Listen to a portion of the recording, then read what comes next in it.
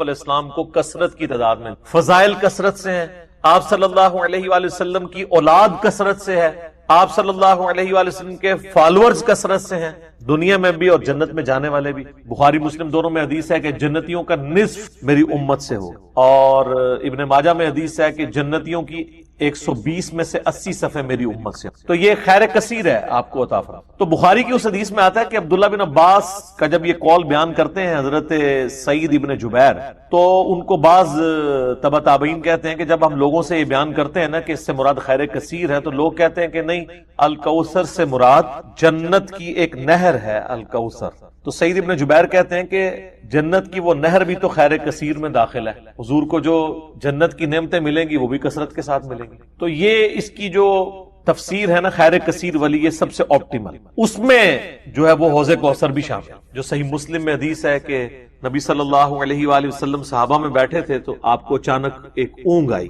تھوڑی دیر بعد جب آپ کی آنکھ کھلی تو آپ مسکرا رہے تھے، اور پھر آپ نے کہا کہ ابھی ابھی اللہ تعالیٰ نے مجھ پہ یہ آیات نازل کی ہیں، بسم اللہ الرحمن الرحیم، یعنی آپ علیہ السلام نے بسم اللہ سے اسے سٹارٹ کی، انا اعطیناک الکوثر فصل لربک وانحر ان شانئک هو الابتر۔ اور پھر آپ نے فرمایا کہ جانتے ہو یہ الکوثر کیا ہے؟ تو صحابہ نے کہا اللہ اس کا رسول بہتر جانتے ہیں۔ تو آپ صلی اللہ علیہ وآلہ وسلم نے فرمایا یہ جنت میں ایک نہر ہے جو مجھے اللہ تعالیٰ نے عطا فرمائی ہے، اور اس کے کنارے کی جو مٹی ہے وہ کستوری سے زیادہ خوشبودار ہے، اور اس کے برتن آسمان کے ستاروں کے برابر۔ اور صحیح بخاری میں آتا ہے کہ شب معراج جب نبی علیہ السلام جنت میں سیر کر رہے تھے تو وہاں آپ کو ایک نہر دکھائی گئی، اور جبرائیل علیہ السلام نے کہا کہ یہ وہ الکوثر ہے جو آپ کو اللہ تعالیٰ نے عطا کی ہے۔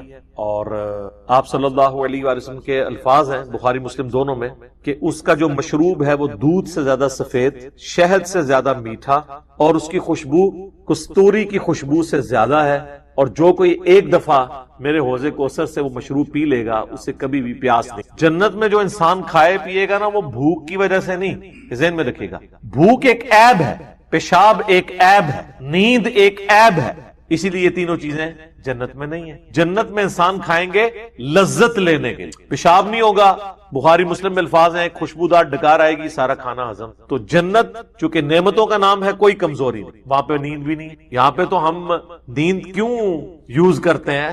تاکہ ہم نیکسٹ 24 گھنٹے میں پرفارم کر سکیں، یہ بلکہ بیٹری چارج ہوتی ہے۔ وہ میری خالہ جو ہے نا وہ بڑے پیارے الفاظ استعمال کرتی ہیں، ان کی بیٹی جب چھوٹی تھی نا تو سوئی ہوتی تھی نا تو کون سے پوچھتا تھا بیٹی ہے کہ کہتے ہیں چارجنگ تے لائی ہیں، کیونکہ بچے جب اٹھتے ہیں نا پھر تو آپ ان کو سنبھال بیٹھے، جب تک یہ سونا نہ جائیں سکون نہیں آتا۔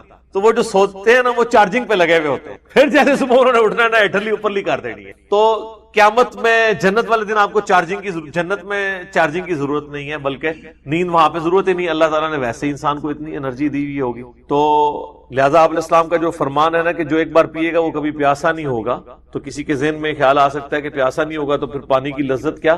وہ اللہ تعالیٰ نے جنت کی نعمتوں میں لذت ہی اتنی رکھی ہے کہ انسان لذت کی وجہ سے اس کو استعمال کرے۔ اور پھر انہی احادیث میں بخاری و مسلم کے موجود ہے کہ میرے حوض کوثر پہ پھر ایسے لوگ بھی لائے جائیں گے جن میں پہچانتا ہوں گا، اور جب میں انہیں مشروب پلانے لگوں گا تو میرے ان کے درمیان ایک آڑ قائم کر دی، تو میں کہوں گا یہ تو میرے صحابہ ہیں، اصحابی اصحابی۔ امتی والی روایتیں بھی ہیں بخاری مسلم میں، اصحابی۔ تو مجھے بتایا جائے گا کہ یا رسول اللہ آپ کو نہیں پتا آپ کے بعد انہوں نے دین میں بدعتیں جاری کر دی تھی اور الٹے قدم پھر گئے تھے، تو آپ صلی اللہ علیہ وآلہ وسلم فرماتے ہیں کہ پھر میں کہوں گا سحقا سحقا لمن غیر بعدی، ان پہ پھٹکار ہو، ان کو مجھ سے دور کر دو جنہوں نے میرے بعد میرے دین کو بدل دیا۔ یہ حدیث بخاری اور مسلم دونوں میں ہے، اور حوض کوثر والے چیپٹر میں امام مسلم اسے لے کے آئے ہیں، بخاری میں موجود ہے۔ اس حدیث پہ کامنٹس ہیں عبداللہ ابن ابی ملیکہ تابعی کے، وہ جب بھی حدیث بیان کیا کرتے تھے تو وہ کہا کرتے تھے اے اللہ ہم تجھ سے یہ دعا کرتے ہیں کہ تیرے نبی کی وفات کے بعد ان کے دل سے الٹے قدم نہ پھر، آمین۔ تو اللہ تعالیٰ ہمیں حوض کوثر پہ آپ صلی اللہ علیہ وآلہ وسلم کے مبارک ہاتھوں سے مشروب نصیب فرمائے۔ یہ دعا انسان کو اپنے لیے کرنی چاہیے، ظاہر ہے کہ وہ اہل جنت ہوں گے۔ اور بخاری مسلم میں کہ اس کے جو برتن ہے نا وہ برتن ہی آسمان کے ستاروں کے برابر اس کی تعداد ہے، پورا ایک نقشہ کھینچا گیا۔ آپ مشکات کی 30 جلد میں حوض کوثر اور شفاعت والا چیپٹر نکالیں تو آپ کو وہ ساری احادیث مل جائیں گی۔ ترمذی اور ابن ماجہ میں ایک وہ حدیث بھی بڑی مشہور ہے جو حضرت انس بن مالک کہتے ہیں کہ یا رسول اللہ کیا میری شفاعت کریں گے؟ تو آپ فرمایا میں کروں گا۔ تو یا رسول اللہ قیامت والے دن میں آپ کو کہاں تلاش کروں؟ تو آپ علیہ السلام فرمایا میزان عمل پہ آ جانا جہاں میرے امتیوں کے نام مال تل رہے ہوں گے۔ یا رسول اللہ وہاں نہ پاؤں؟ تو فرمایا حوض کوثر پہ آ جانا۔ عرض کی وہاں پہ بھی نہ پاؤں؟ تو فرمایا پھر پل صراط پہ آ جانا۔ کہا وہاں پہ بھی نہ پاؤں؟ تو آپ فرمایا میں ان 3 جگہوں کے سوا کہیں اور نہیں ہوں گا، یا میں حوض کوثر پہ ہوں گا اپنے پیاسے امتیوں کو مشروب پلا رہا ہوں گا، یا پھر میزان عمل پہ ہوں گا شفاعت کے لیے، یا پھر میں پل صراط پہ ہوں گا اپنے امتیوں کے لیے سلامتی کی دعا کرتا ہوں۔ یہ 3 جگہیں ہیں جہاں پہ آپ صلی اللہ علیہ وآلہ وسلم کو قیامت والے دن تلاش کیا جا سکے انشاءاللہ تعالی۔ تو یہ حوض کوثر میں وہ خیر کثیر جو ہر طرح کی آپ کو عطا کی گئی وہ بھی شامل ہے، اور اسپیسیفکلی حوض کوثر جو ہے وہ بھی، حتیٰ کہ جو بخاری اور مسلم میں حدیث ہے، آپ نے اپنی وفات سے 1 مہینے پہلے خطبہ دیا تھا غزوہ احد کے شہداء پر، جو آپ نے نماز جنازہ دوبارہ پڑھی تھی 8 سال بعد۔ اس میں الفاظ ہیں، آپ نے فرمایا کہ میرا ممبر جو ہے وہ حوض کوثر پہ لگا ہوا ہے۔ یہ والے جو الفاظ ہیں یہ دوسری حدیث میں، کیونکہ وہاں پہ ممبر نہیں تھا، یہ الفاظ ہیں بخاری اور مسلم کی وہ حدیث کہ میرے گھر سے میرے ممبر سے میرے گھر تک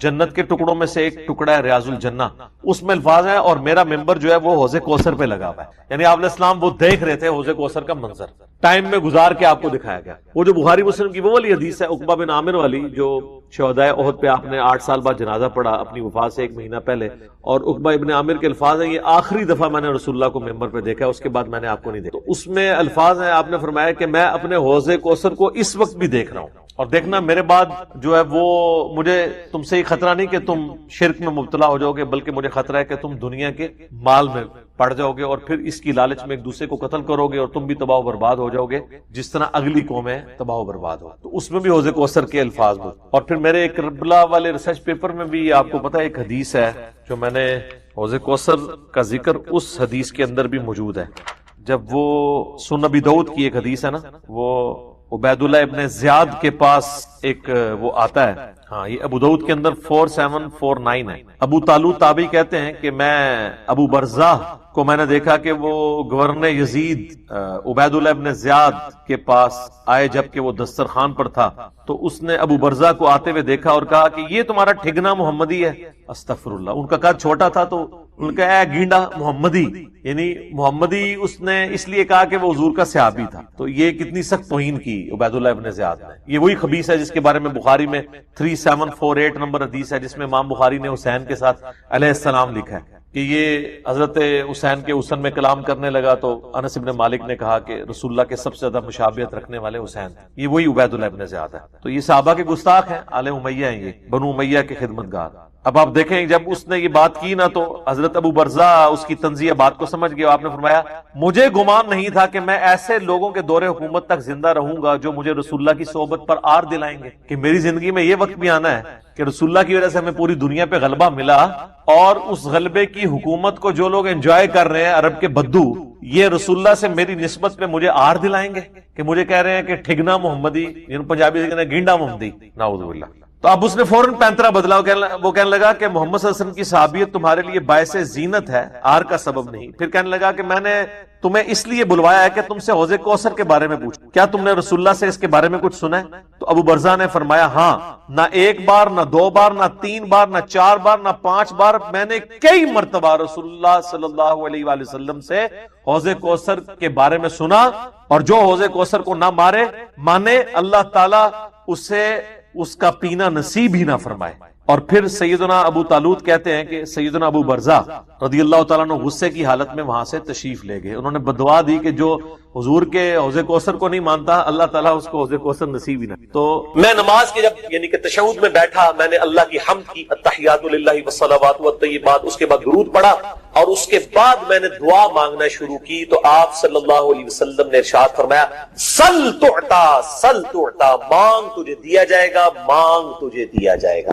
یعنی جو درود شریف اور ذکر کے ذریعے متوجہ ہوتا ہے اللہ تعالیٰ اس کی دعا قبول کرتا ہے۔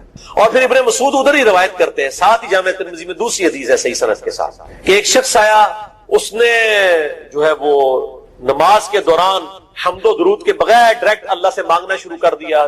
تو جب وہ فارغ ہوا، آپ صلی اللہ علیہ وسلم نے اسے بلا کر کہا کہ سائل تو نے مانگنے میں جلدی کی، تجھے چاہیے کہ جب دعا مانگنے لگے پہلے اللہ کی حمد بیان کر، پھر مجھ پر درود پڑھ، اور پھر اللہ کی طرف متوجہ۔ اور اس حدیث میں آتا ہے کہ ایک اور شخص ہے یعنی ابن مسعود وہ خود، اور اس نے اللہ کی حمد اور درود کے ذریعے دعا مانگی تو آپ صلی اللہ علیہ وسلم فرمایا سل تعطا سل تعطا، مانگ تجھے دیا جائے گا، مانگ تجھے دیا جائے گا۔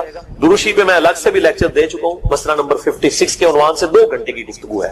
درود شریف کے صحیح فضائل اور صحیح احکام و مسائل بڑی ڈیٹیل کے ساتھ ہر اینگل سے درود شریف کے حوالے سے آپ کو وہ سمجھ لیں کہ انسائکلوپیڈیا ہے وہ لیکچر، مسئلہ نمبر 56 اہل سنت پاک.com۔ تو دعا کے لیے حمد اور درود شریف ضروری، اس لیے دیکھیں نماز کی انٹلیکچوئل ترتیب ہے، آپ پہلے دعا کرتے ہیں التحیات للہ والصلوات والطیبات، اللہ کی حمد کرتے ہیں، پھر نبی صلی اللہ علیہ وسلم پر سلام عرض کرتے ہیں السلام علیکہ ایھا النبی، اس کے بعد آپ درود پڑھتے ہیں اور اینڈ پہ آپ دعا مانگتے ہیں اللہم انی اعوذ بک من عذاب جہنم ومن عذاب القبر ومن فتنة المحیا والممات ومن شر فتنة المسیح الدجال، یا اللہم ربنا آتنا فی الدنیا حسنة وفی الآخرة حسنة وقنا عذاب النار، یا رب اجعل لی مقیم الصلاة ومن ذریتی ربنا وتقبل دعائی ربنا اغفر لی ولوالدی وللمؤمنین یوم یقوم الحساب۔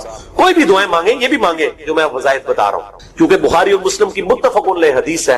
مشکات میں آپ کو تشہد والے چیپٹر میں حدیث مل جائے گی کہ نماز میں تشہد میں درود کے بعد جو چاہو اپنے رب سے مانگو، یعنی عربی میں مانگنا ہوگا، دعائیں مانگے، دعائیں معصورہ کتاب و سنت میں جتنی ہیں وہ مانگے، اس کے علاوہ بھی مانگ سکتے ہیں اگر الفاظ درست ہوں لیکن عربی زبان میں۔ تو یہ پہلا وظیفہ جامعہ ترمذی میں انٹرنیشنل نمبر کے مطابق 3505، مشکات میں 2292 نمبر یہ ہے، اور قرآن حکیم میں تو ہم پڑھ چکے ہیں سورۃ الانبیاء آیت نمبر 87 اور 88 میں آپ صلی اللہ علیہ وسلم نے ارشاد فرمایا کہ یونس علیہ السلام نے مچھلی کے پیٹ میں اپنے رب کو ان الفاظ کے ساتھ پکارا تھا لا الہ الا انت سبحانک انی کنت من الظالمین، اور پھر آپ صلی اللہ علیہ وسلم نے فرمایا کہ جو کوئی شخص اپنے کسی بھی معاملے میں کسی بھی پریشانی میں اس دعا کے ذریعے اللہ کی طرف متوجہ ہو اللہ تعالیٰ اس کی دعا کو قبول فرما لے۔ اور قرآن میں بھی آ گیا نا کذالک ننجی المؤمنین، اور کتنا بڑا فتویٰ آیا میرے بھائیوں سورہ صافات 143 144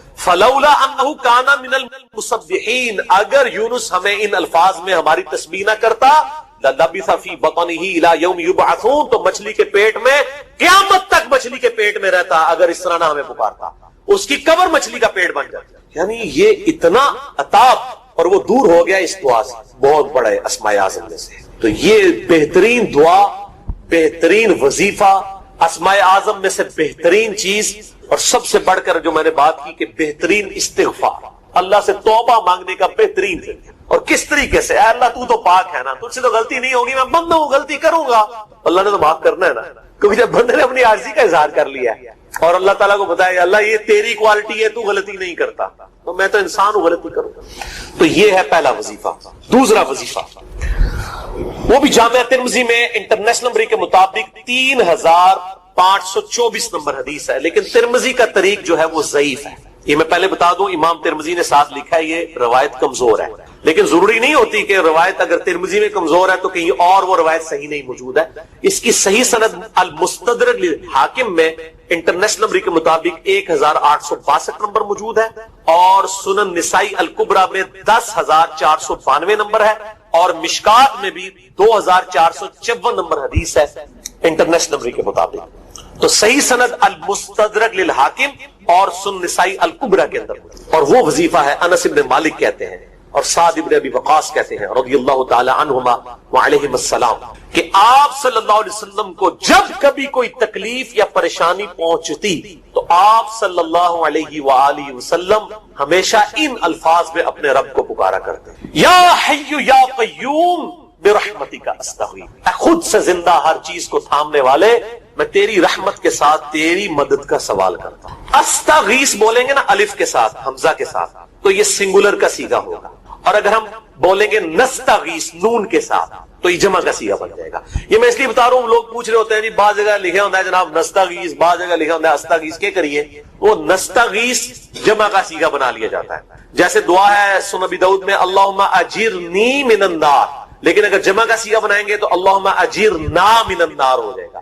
اس طریقے سے دعائے قنوت کے الفاظ ہیں اللہم اہدنی فی من ہدیت، تو جمع کا صیغہ ہوگا اللہم اہدنا فی من ہدیت۔ یہاں پر بھی ہے یا حی یا قیوم برحمتک استغیث سنگولر کا صیغہ، اور نستغیث پلورل کا سیکھ، جمع کا سیکھ. کتنی بہترین دعا ہے. اے خود سے زندہ ہر چیز کو تھامنے والے، میں تیری رحمت کے ساتھ تیری مدد کا سوال کرتا ہوں.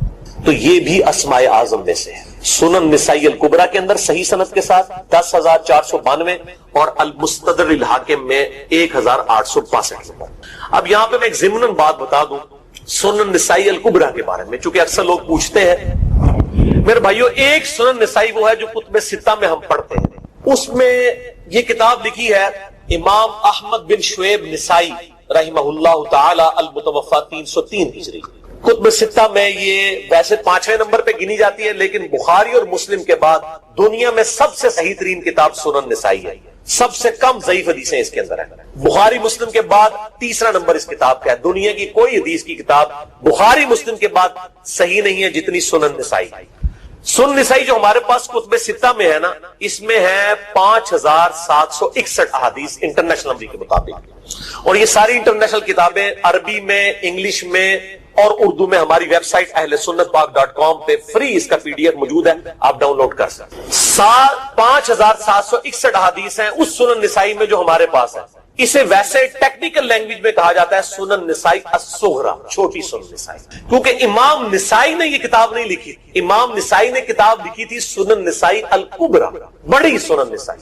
اور اس میں حدیث ہیں انٹرنیشنل نمبر کے مطابق 11,770. بخاری مسلم سے بھی زیادہ حدیث ہے اس میں. لیکن یہ امام نسائی کے ایک شاگرد تھے امام ابن السنی، انہوں نے اس کو مختصر کر کے نا چھوٹی کتاب بنا دیا، اور اب پبلک میں یہی چھوٹی کتاب مشہور ہے. اس کی وجہ سے جب ہم سنن نسائی الکبریٰ کا آپ مشکات میں دیکھیں گے نا تو وہ فرق نہیں کرتے ہیں. جب وہ سنن نسائی کا حوالہ دیتے ہیں نا تو آپ کو نسائی میں وہ ملے گا بھی نہیں، وہ الکبریٰ میں ہوتا ہے، کیونکہ وہ اس تفریق کو مانتے نہیں. وہ تو سنن نسائی الکبریٰ کو سنن نسائی مانتے ہیں، جبکہ ہماری پبلک جو ہے وہ سنن نسائی، وہ میں اب حوالہ دے رہا ہوتا ہوں کہ جی سنن نسائی الکبریٰ میں 9,928 نمبر حدیث ہے کہ جو آیت الکرسی پڑھ لے فوراً بعد کسی بھی نماز کے فرض کے فوراً بعد تو مرتے ہی جنت میں داخل ہوگا. تو لوگ کہتے ہیں جناب نسائی تے حدیث ہیں جناب 5,761 نے، تسی 9,928 کی تمہیں دس دو. تو میں ساتھ حالانکہ بول رہا ہوتا ہوں سنن نسائی الکبریٰ، میں نے کبھی اس کے بغیر نہیں بولا. تو الکبریٰ سے آپ کا دماغ تو کام کرنا چاہیے. الکبریٰ کیوں بول رہے ہیں ساتھ؟ کوئی یہ صغریٰ بھی ہے جس کی یہ الکبریٰ ہے بڑی، اور ہمارے گرین کارڈ میں یہ وظیفہ لکھا ہوا ہے الکبریٰ کے ساتھ. اسی طریقے سے جو میرا وہ واقعہ کربلا کے اوپر 150 اسناد پر مشتمل پمفلٹ ہے، ریسرچ پیپر نمبر 5B واقعہ کربلا کا حقیقی پس منظر 72 صحیح الاسناد احادیث کی روشنی میں. 72 کا تو ٹائٹل ہے شہدائے کربلا کی نسبت سے، احادیث اس میں 150 ہے. اس میں اکثر حدیثوں کے حوالے میں نے سنن نسائی الکبریٰ سے دیے ہوئے ہیں. وہ لوگ کہتے ہیں مل ہی نہیں رہی ہے، تو میرے بھائی وہ سنن نسائی الکبریٰ آپ کے پاس ہوگی تو آپ کو ملے گا نا. تو سنن نسائی الکبریٰ الگ سے وہ اصل کتاب ہے، اس میں سے سنن نسائی الصغریٰ بنائی گئی. اسی سنن نسائی الکبریٰ کا چیپٹر ہے خصائص علی، جس میں 194 حدیث ہیں سیدنا مولا علی رضی اللہ تعالیٰ عنہ علیہ السلام کی شان میں. امام نسائی نے ناسبیوں کے خلاف وہ کتاب کا وہ چیپٹر لکھا، وہ خصائص علی چیپٹر ہے سنن نسائی الکبریٰ کا.